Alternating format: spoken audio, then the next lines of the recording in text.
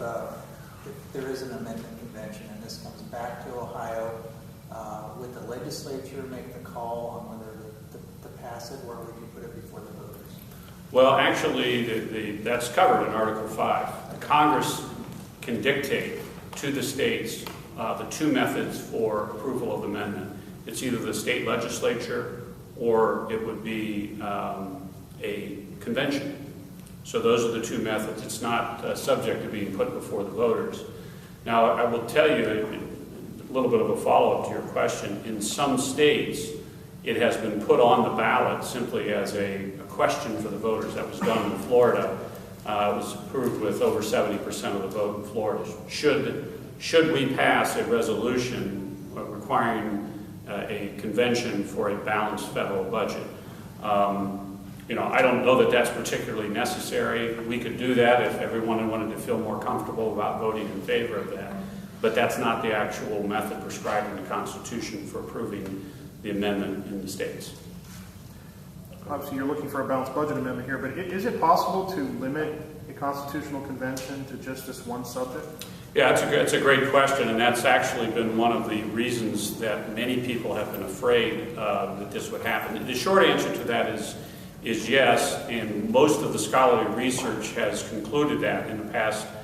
Again, there's been a lot of minds changed in the last 5 years about that. That's one of the reasons why this resolution restricts this to a balanced budget.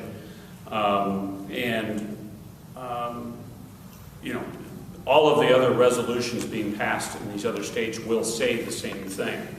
I know in one state they've gone far enough to say that if the delegates from our state go to the convention and propose talk about anything other than this, they will be indicted and tried and convicted and thrown in jail. So I don't think we have to go that far, because that's going to be, that's going to be what the convention is about. Mike made some good historical points about past efforts along these lines have forced Congress to do something. In fact, the last effort to press this balanced budget amendment forward resulted in the Graham-Rudman Act in 1986. The problem with that is many parts of the Graham-Rudman Act were ruled unconstitutional. Giving the president the line item veto, for example, was ruled unconstitutional. Well, we, of course, have the line item veto in Ohio and most other states, and I think the president should have that.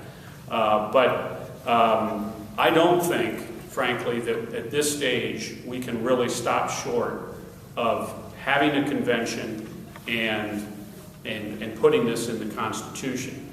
And even if Congress says, okay, we'll stop spending so much, because that's not going to happen. It's a fundamental flaw in the system. I know I got off subject to your question. Sorry about that. What support might within the caucus, do you think?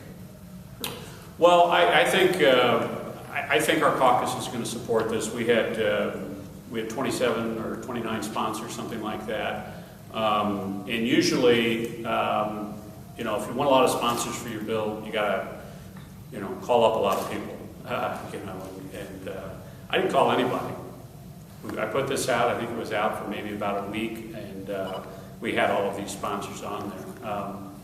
This is a fundamental issue. I think public, again, supports this issue over 70%, approaching 80%. So I think our caucus is going to support this. I know Senator Faber has indicated his support.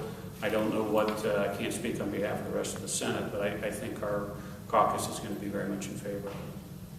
Senator Burke has a resolution. Is this the same as that one, or are they different? Yeah, actually, as I understand it, I have not read it, but as I understand it, Senator Burke's resolution is calling on Congress to introduce and pass a balanced budget amendment and submit it to the states.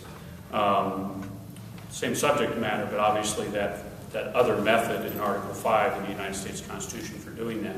And I think that's been done on many occasions. But it's not often that something gets out of Congress. I think the last thing that went out there was the Equal Rights Amendment from the 70s, which ultimately did not pass in the appropriate period of time. And frankly, I think is one of the reasons why a lot of what some would label right-wing groups are afraid of this type of convention. So no, it's a different subject matter, different method, same subject matter. Anything else? One of the concerns I've heard